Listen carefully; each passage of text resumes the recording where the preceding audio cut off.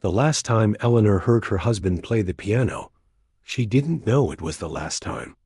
That evening, she had been in the kitchen making tea. The familiar sound of his playing drifted through the hallway, soft, unhurried, and nameless. She called out, asking if he wanted sugar. He said yes, smiling without looking up. She went back to the kitchen. That was a Tuesday. By Thursday morning, Thomas was gone. He was 61, healthy, and full of laughter. There was no warning, no slow goodbye. He was just there one moment, and then, with the kind of cruelty life delivers without explanation, he was not. Eleanor was in the garden when she heard it. Not loud, just a single dull thud. Something in her chest tightened instantly. She found him on the living room floor, just beside the piano bench, one hand still loosely resting near the leg of it. The house was quiet now, the music replaced by a silence that carried the weight of everything left unsaid. She called for help. Help came, but it was already too late. The days that followed passed the way grief always passes in the beginning, in a blur of other people's voices, casserole dishes left at the front door, and phone calls she answered on autopilot. Her daughter Claire flew in from up north and took over the practical things, the funeral arrangements, the paperwork, the quiet, exhausting business of ending a life that had been so full. Eleanor moved through all of it like a woman walking underwater. People kept telling her that Thomas had lived a good life, and he had. 31 years of marriage, a career he loved, teaching music to children who went on to carry those lessons long after they'd forgotten his name. A home that was warm, a wife who loved him genuinely, not perfectly, but genuinely, which is perhaps the better kind of love anyway. She knew all of this. She believed it. But knowing something and feeling it are two entirely different things. And in those first weeks, what Eleanor felt was the specific, awful silence of a house that used to have music in it. Thomas had played piano since he was 7 years old. It was not a hobby for him. It was more like breathing. He played in the mornings before breakfast, sometimes just a few quiet minutes, sometimes longer. He played in the evenings when the day had been heavy. He played when he was thinking. He played when he wasn't thinking at all. Eleanor was not a musician in the same way. She had studied piano in her younger years, competently enough, but she had never had his instinct for it. What she had, instead, was a deep and genuine love of listening to him. For 3 decades, the sound of Thomas at the piano had been the background music of her life, so constant, so familiar, that she had stopped truly hearing it the way you stop hearing a clock ticking in a room you've lived in long enough.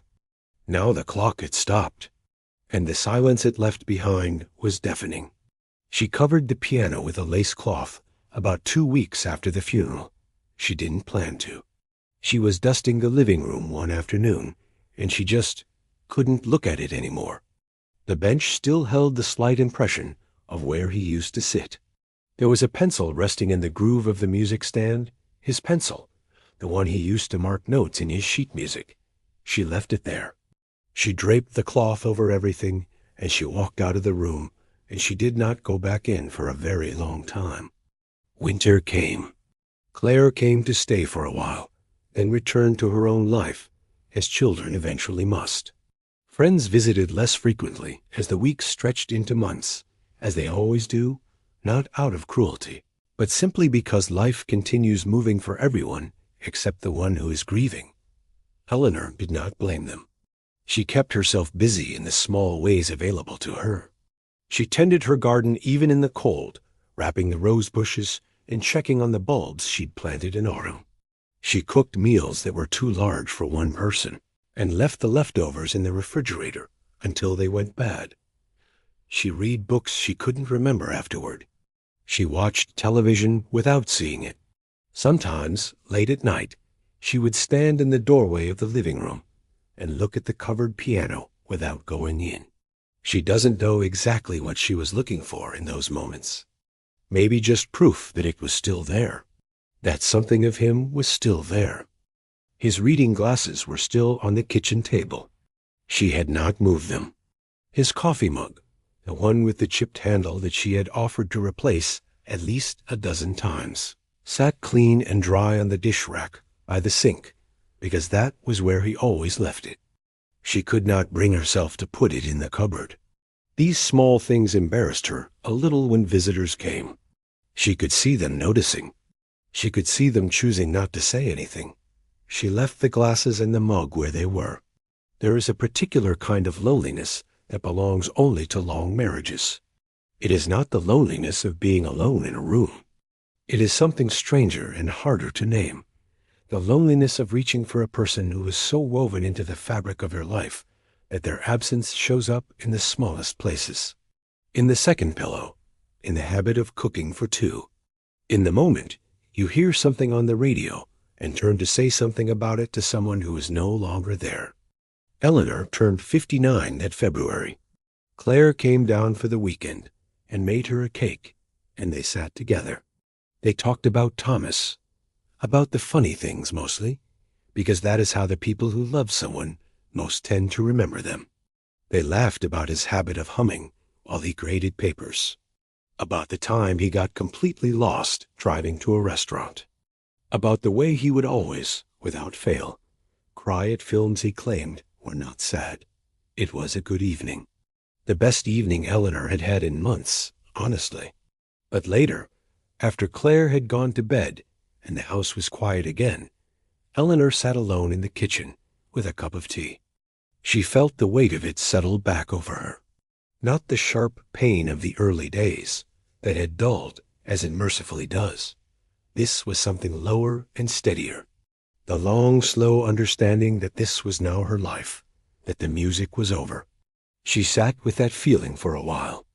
Then she rinsed her cup, placed it on the dish rack beside Thomas's. She turned off the kitchen light and went to bed. She had no way of knowing, on that quiet February night, that in a few months' time she would climb into their attic. She was looking for nothing more than winter blankets, and what she would find there would change everything. It would bring Thomas back to her in a way she never could have imagined. That the music was not, as it turned out, over at all. But that part of the story comes next. It started with a cold morning and a practical problem. The radiator had been making a noise for weeks, a low knocking sound that Eleanor had been ignoring. But that morning, the temperature had dropped unexpectedly, and she woke up cold. She needed the extra blankets. The thick ones, the winter ones, the ones she had packed away back in March. They were in the attic. She hadn't been up there since before Thomas passed. It wasn't a decision she had made consciously. She simply hadn't had a reason. The attic was Thomas's space. He kept his old teaching materials up there, boxes of sheet music, student notebooks. Eleanor had always found it slightly chaotic up there, in the warm and harmless way that the private corners of a person's life tend to be. She pulled down the attic hatch, unfolded the wooden ladder, and climbed up. The attic smelled the way attics always smell: dust, old paper, and something faintly wooden that is not unpleasant. The morning light came in through the small square window at the far end, throwing a pale rectangle of brightness across the floor. Boxes were stacked along the walls. An old lamp with no shade. A rolled-up rug they had replaced years ago, but never thrown away.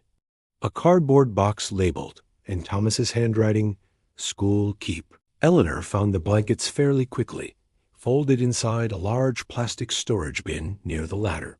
She lifted the lid, pulled them out, and was about to go back down. She doesn't know what made her look to the left.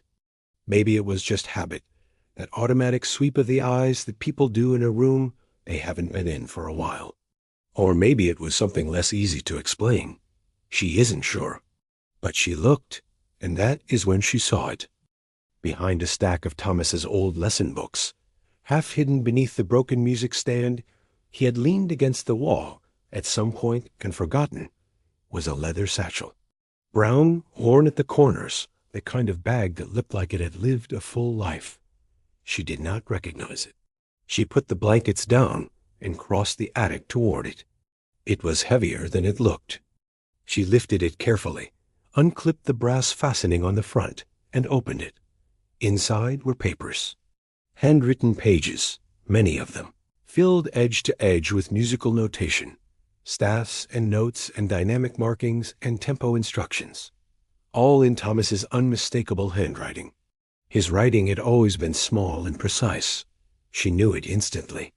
She would have known it anywhere. She lifted the pages out slowly.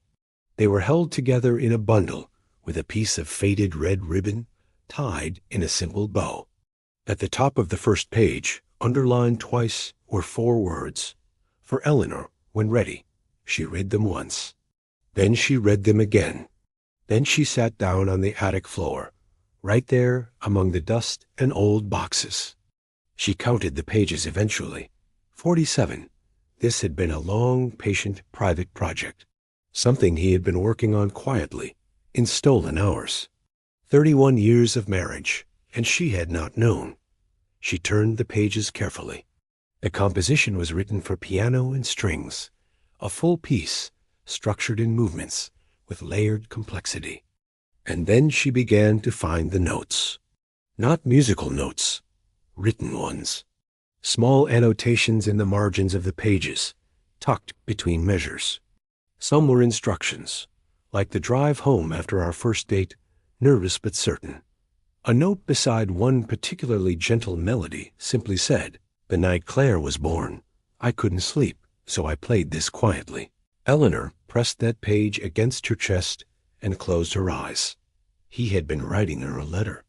Not in words, but in music, the only language in which Thomas had ever been truly fluent. He had taken the most important moments of their life together and turned them into sound, secretly, over the course of at least a decade. She had found it 8 months and 11 days after he died.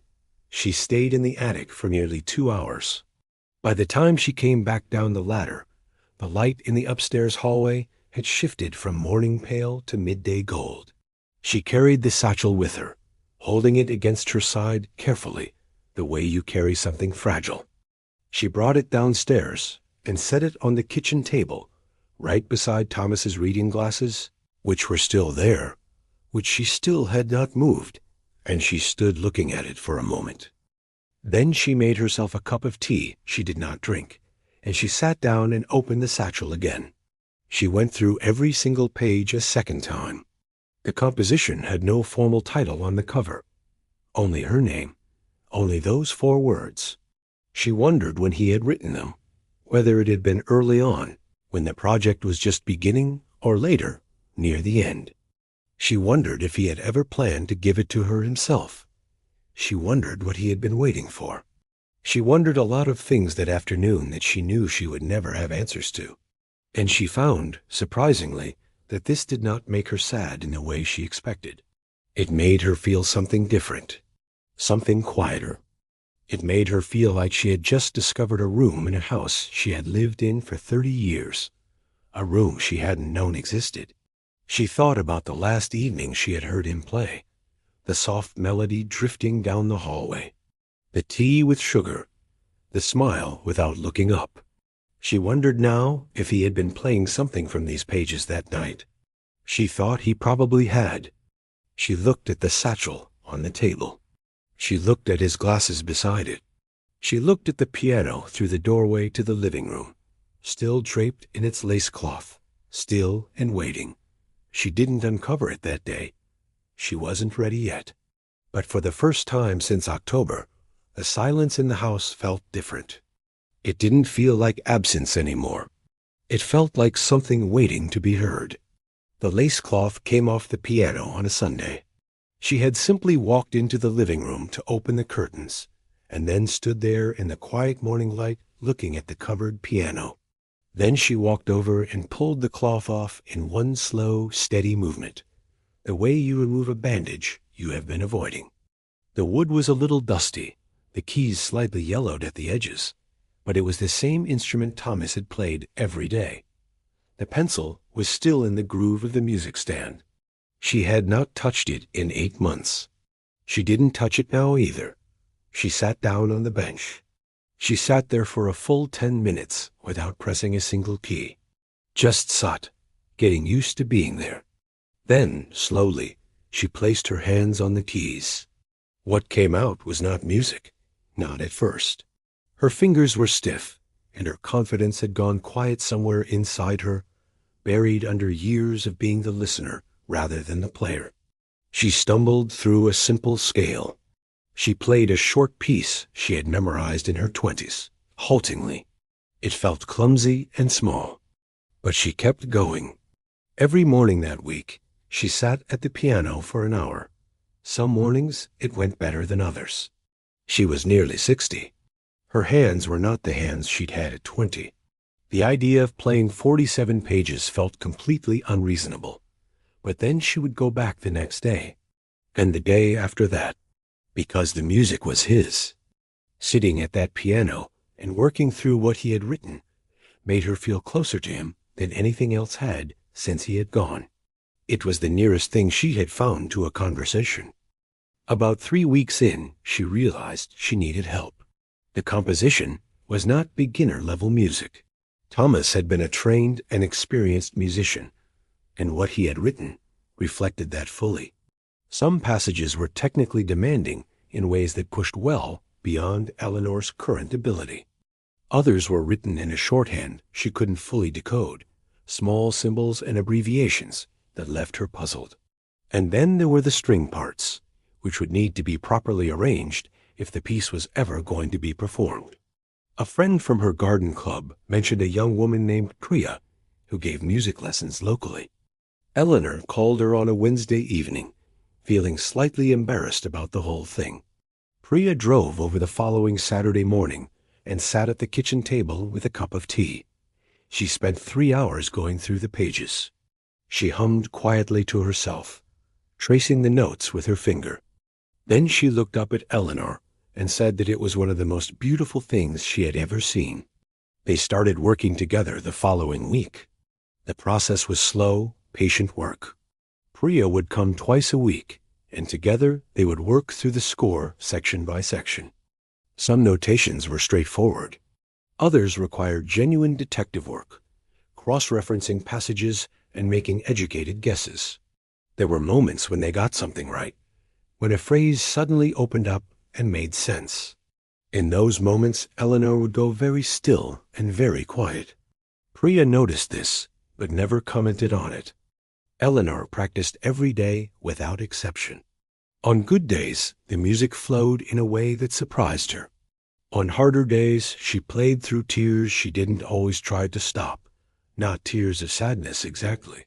Thomas had written in the margin, "The ordinary evenings, which were everything." She understood exactly what he meant. The ordinary evenings had been everything.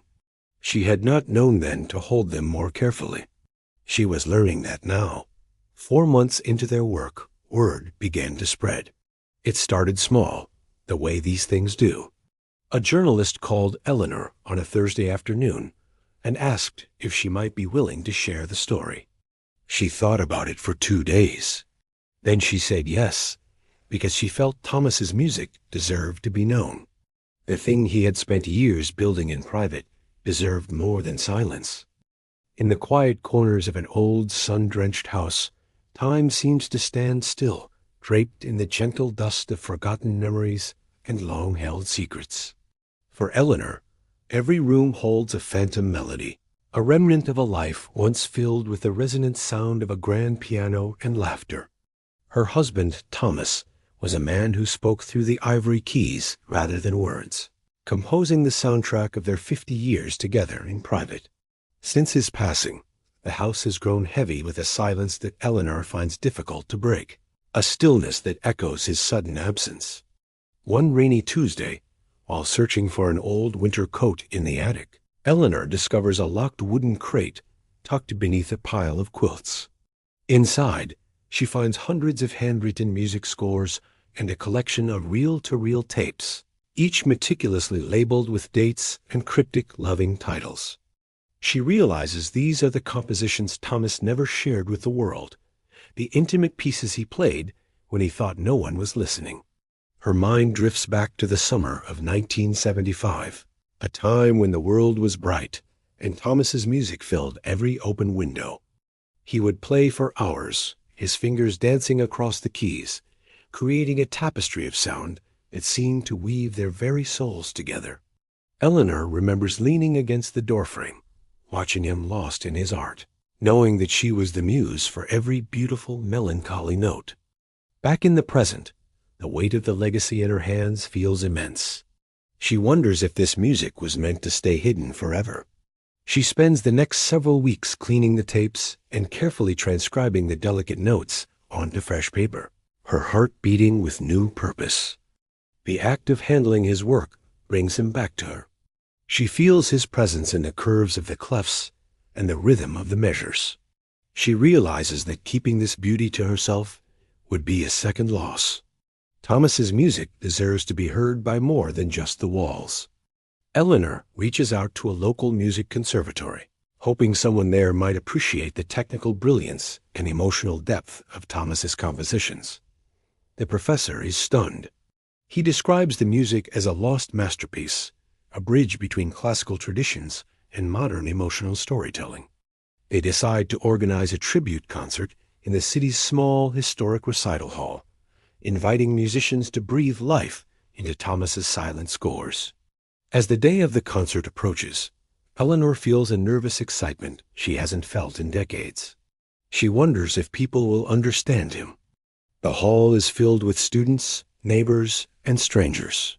The air is thick with anticipation as the lights begin to dim and silence falls. A young pianist takes the stage. As the first notes of Thomas's elegy for an autumn morning ring out, Eleanor closes her eyes. The music is soaring and heartbroken, a perfect reflection of the man she loved. It fills the room, touching every soul present. She sees people in the audience wiping away tears, moved by the raw honesty of a composer they never had the chance to meet. In that moment, Thomas is no longer gone. He is alive in the vibration of the air, in the shared breath of the listeners. When the final note fades into a profound silence, the hall erupts into a standing ovation that lasts for several minutes. Eleanor stands, her heart full of a quiet pride. She has done the one thing Thomas was too humble to do for himself. The legacy of his music begins to spread. Recordings are made, and soon orchestras around the world are requesting his scores. Eleanor receives letters from strangers who tell her how Thomas's melodies helped them through their own times of grief and loneliness. The house no longer feels silent. It feels vibrant, filled with the echo of 1,000 people now carrying Thomas's songs in their hearts. She realizes that love doesn't end with a final breath. It transforms into art, into memory, and into the courage to share it. On a quiet evening, as the sun dips below the horizon, Eleanor sits by her window, looking out at the world Thomas loved so much. She feels a gentle breeze and imagines it's Thomas whispering a final, beautiful melody just for her, thanking her for her quiet courage. Her journey from the depths of grief to the height of celebration has taught her that beauty, shared is beauty multiplied 1,000 times. She picks up a small tape recorder, the one she used to capture the sounds of their life, and presses play one last time. The crackle of the tape is followed by Thomas's warm voice, simply saying her name, followed by a light, playful tune on the piano. She smiles, knowing that while the musician is gone, the music and the love that inspired it will never truly fall silent. In every heart that hears his notes, Thomas lives on, a legacy of grace that Eleanor found the strength to give to the world. For grief is not the end of a story, but the beginning of a different kind of connection, one that spans across time and space. The house is quiet now, but it is a full silence, a resonant peace that comes from a life well lived and a gift well shared. Eleanor wakes up to the sound of a bird chirping outside, a natural melody that feels like an answer to the music within her. And so the music plays on, echoing through generations, a testament to the quiet courage of a woman and the eternal spirit of her love. She called Claire that evening and told her about the phone call. Claire was quiet for a moment.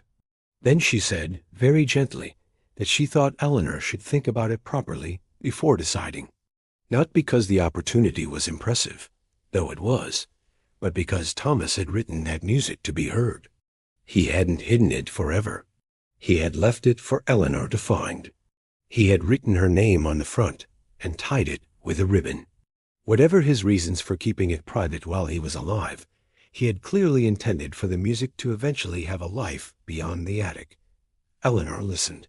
She said she understood that, but she also said she wasn't sure she was the right person to give it that life.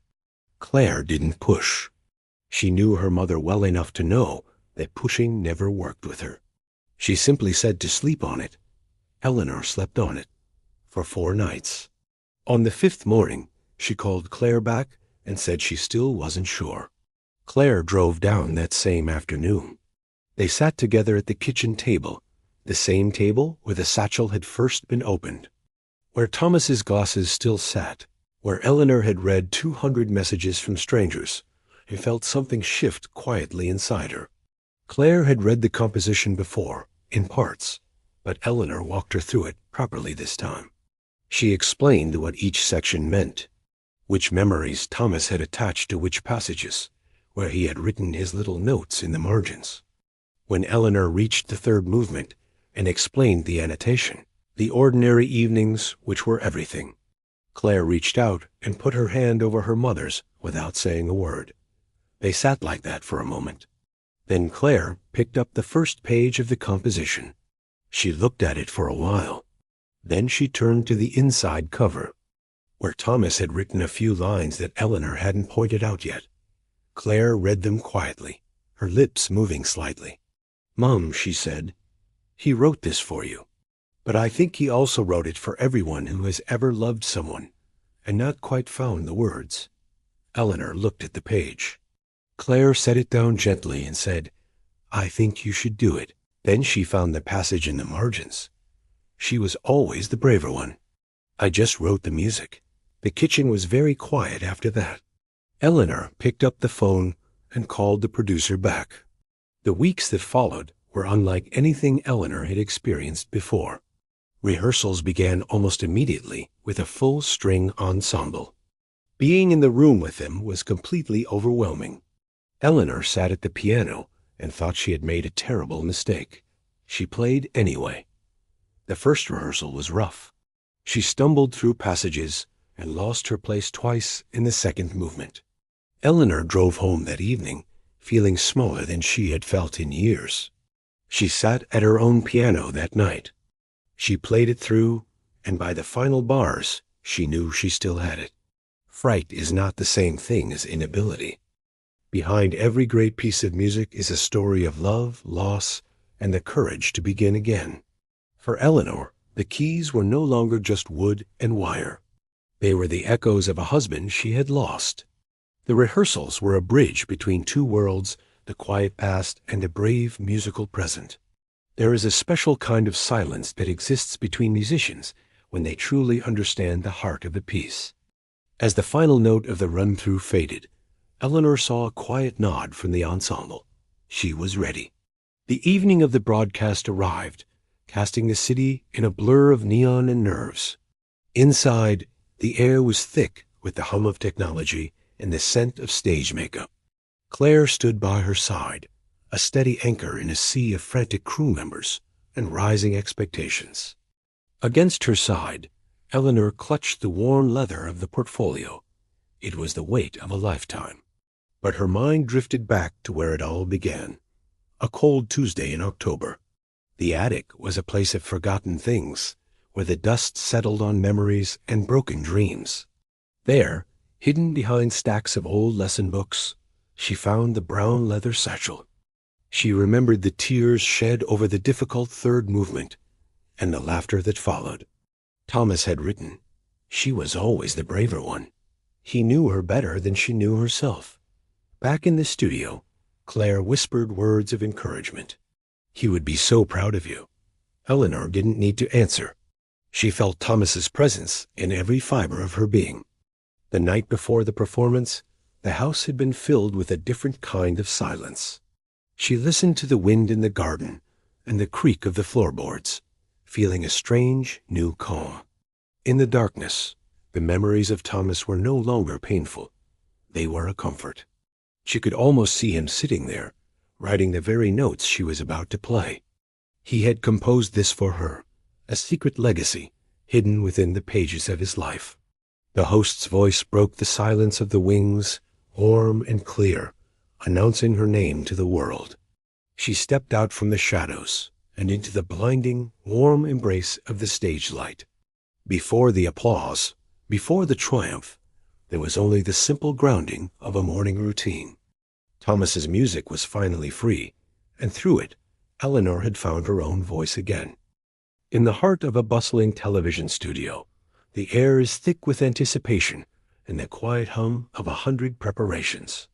For Eleanor, the world has narrowed down to a single, quiet frequency, a memory waiting to be heard after decades of silence. Behind the scenes, a friend's gentle touch provides a brief anchor in the storm of nerves and overwhelming history. The journey to this stage began in quiet rooms, where every note felt like a conversation with someone no longer there. There were moments when the beauty of the composition was too much to bear, halting the hands and filling the heart. The source of this magic was 47 pages of original sheet music, discovered by chance in the dust of an old attic. Thomas had written it for her, a legacy of love hidden within the staffs and measures of a lost masterpiece. He always played with a certain lightness, a smile that suggested the music was a secret he was finally ready to share. Now, that secret is about to be revealed to hundreds, as the host shares the story of the attic discovery. Standing in the shadows, Eleanor clutches the manuscripts to her chest, feeling a comforting presence beside her. Her name is called. The transition from the darkness of memory to the light of the stage is finally here. With a simple nod to the crowd, she takes her place. The weight of Thomas's pages rests on the stand. The first notes are gentle and tentative, like a heartbeat finding its rhythm after years of silence. As the string ensemble joins in, the melody transforms into a rich tapestry of sound, weaving past and present together. In this moment, Eleanor is no longer performing. She is living through the music, lost in its emotional currents. The music breathes. It echoes through the hall, a bridge built of sound spanning the distance between love and legacy. The audience sits in rapt silence, captivated by a composition that was nearly lost to time. As the final notes linger and fade, a profound sense of completion washes over the room. The music has finally found its home. Thomas's gift is complete, and Eleanor's journey has reached its crescendo. A legacy reclaimed, a memory honored, and a song that will never be forgotten again. People in the audience felt it almost immediately. The way you feel music that was written by someone who meant every note of it. There is a difference between music that is technically accomplished and music that carries something real inside it. Thomas's composition carried something real.